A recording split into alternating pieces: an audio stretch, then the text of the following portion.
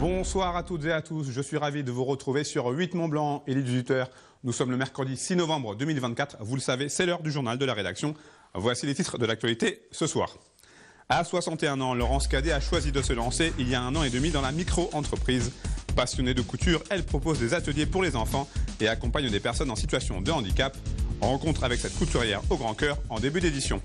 Et puis, dans le cadre du mois des solidarités, la ville d'Annecy et un collectif d'associations organisent une exposition sur le thème de l'enfance à Bonlieu. Le vernissage avait lieu ce mercredi, nous y étions.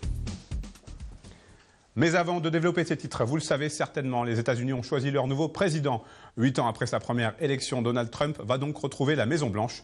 Le candidat républicain a largement remporté ce mardi soir l'élection présidentielle américaine face à Kamala Harris, la vice-présidente de Joe Biden, en obtenant le vote de 277 grands électeurs contre 226 pour son adversaire. Donald Trump sera donc investi en tant que 47e président des États-Unis le 20 janvier 2025. Je vous le disais donc dans les titres, on débute cette édition avec une rencontre. Laurence Cadet vient de remporter le prix Coup de cœur du jury du concours organisé par l'ADI, un organisme qui accompagne les auto-entrepreneurs. Cette couturière, à ses heures perdues depuis sa plus tendre enfance, a lancé, il y a 18 mois, sa micro-entreprise. À travers son projet, elle souhaite venir en aide aux autres à travers sa passion. Elle organise donc des ateliers de couture pour les enfants afin de les faire travailler sur leur concentration et sur leur mobilité. Laurence Cadet travaille également avec des personnes en situation de handicap et elle se rend chez elle à vélo.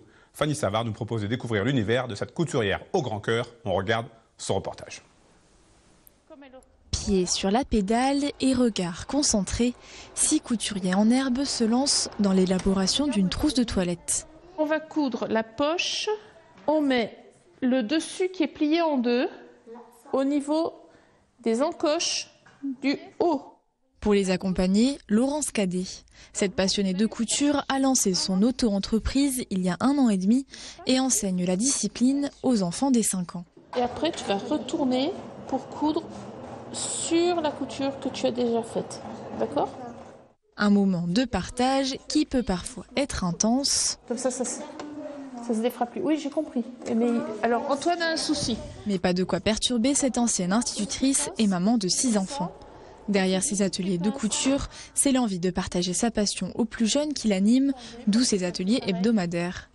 Des activités qu'elle développe aussi pour des enfants atteints de troubles du comportement.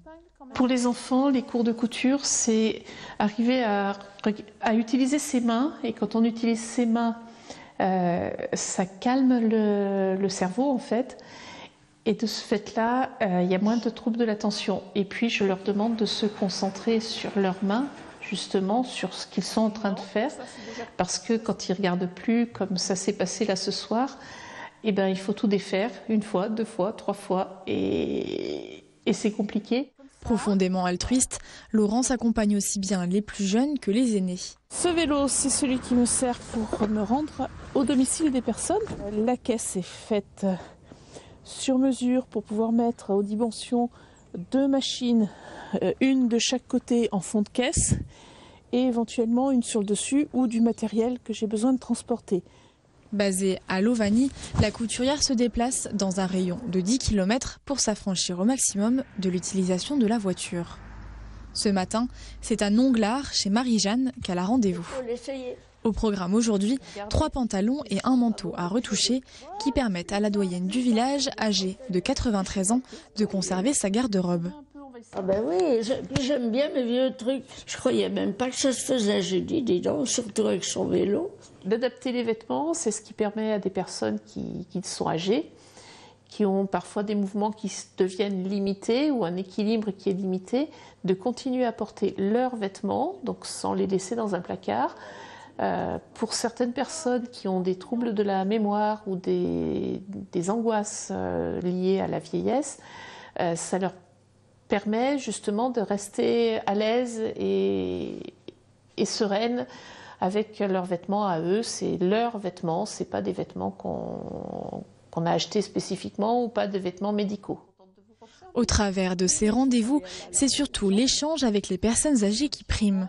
Pour toutes ces actions, la couturière va se voir remettre le 13 novembre prochain le prix Coup de cœur du jury d'un concours organisé par l'ADI, une récompense qui met en avant les petits entrepreneurs locaux.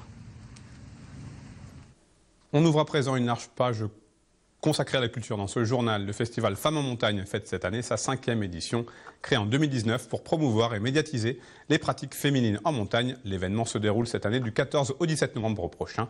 27 films seront en compétition et à l'issue des projections, le jury, composé de 3 professionnels, récompensera les meilleurs d'entre eux. Nous avons pu contacter Tania Naville, la directrice du festival, en visioconférence. On l'écoute. On se rendait compte qu'au niveau des pratiques, il y avait aussi des femmes qui pratiquaient, mais qu'on ne les retrouvait pas représentées à l'écran.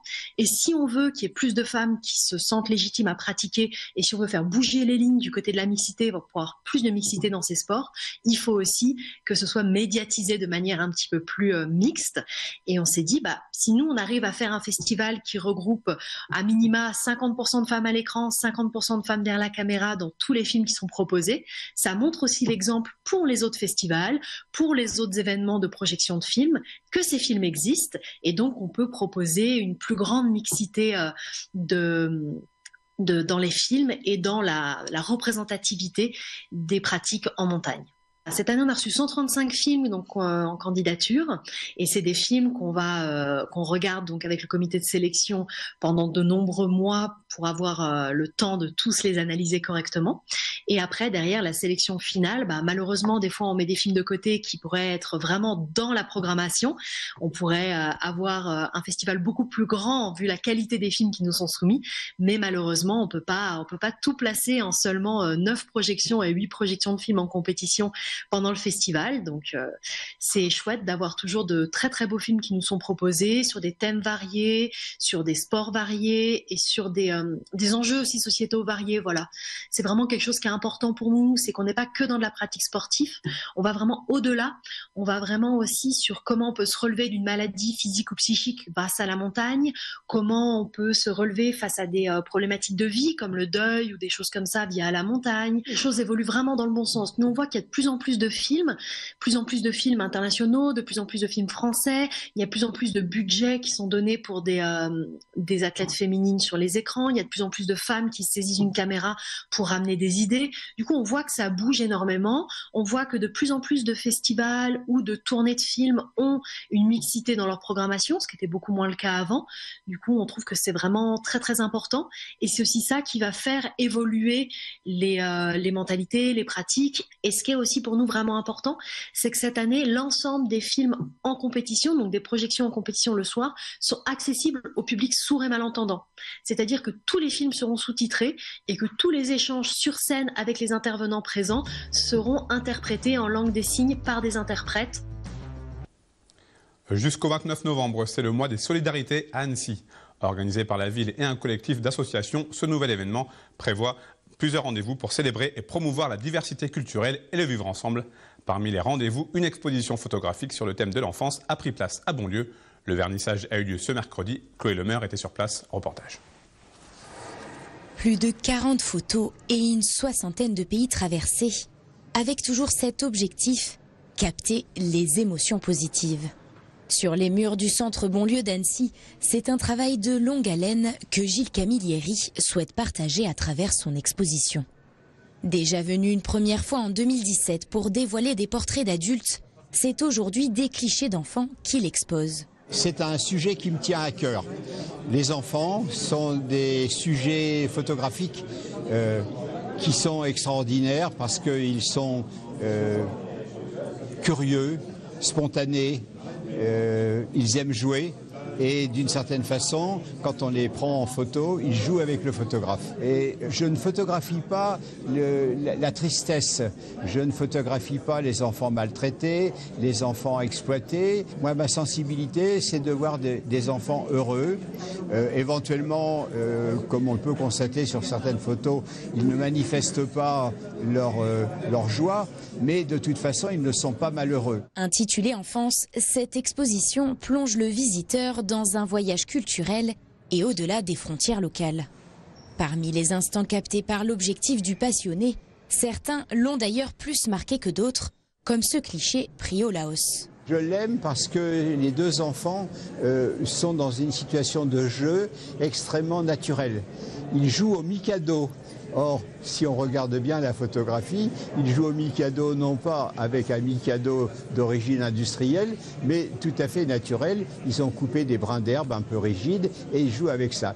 Ce qui est amusant aussi, c'est que, évidemment, la grande sœur a raflé beaucoup plus de tiges que son petit frère qui doit évidemment ne pas être très habile. Visible jusqu'à la fin du mois de novembre, cette exposition s'inscrit aussi dans le cadre du mois des solidarités.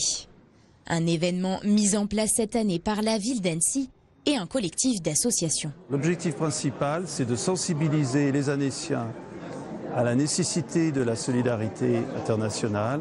C'est aussi de donner une visibilité à toutes les diasporas qui sont présentes sur le territoire et les faire se rencontrer avec les habitants et entre elles. Le but, c'est aussi d'intégrer les associations locales des différentes communautés de la diaspora et de leur donner une visibilité et de leur permettre de dialoguer avec les Annéciennes et les Annéciens. Ciné-débats, conférences ou encore expositions sont au programme de ce mois spécial. Le temps fort est lui prévu les 23 et 24 novembre prochains avec les journées musique du monde et solidarité du collectif Festisol.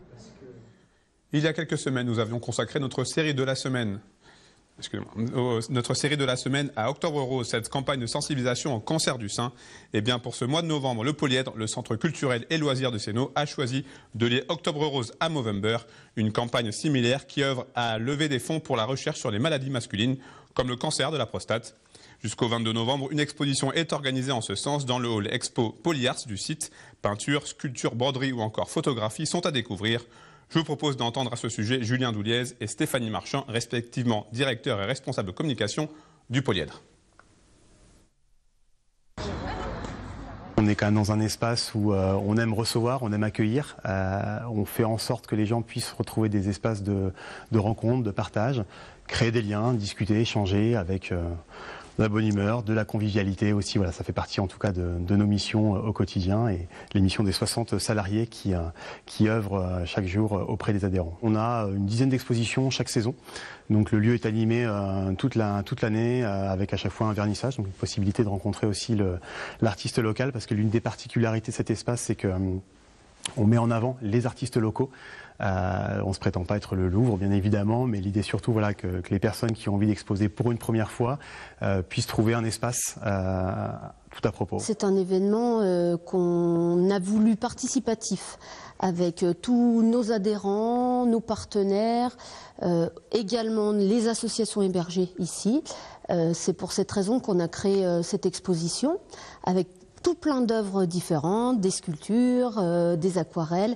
Le but, en fait, c'était vraiment de parler d'Octobre Rose et de Movember, mais un peu différemment. Voilà, nous, on est une association socioculturelle. On n'est pas du tout une association qui se veut de prévention ou de la santé. Et donc, du coup, on a voulu créer un petit peu un événement différent. C'est la fin de cette édition. Merci à vous pour votre fidélité à l'information sur 8 Mont-Blanc. Merci à toute l'équipe pour son aide. Tout de suite, juste après ce journal, vous retrouverez la météo de Thierry Paulme. Retour de l'information ce jeudi à partir de 18 h sur 8 Mont-Blanc. Nous recevrons à l'occasion François Torgue sur ce plateau. Passez une très belle soirée.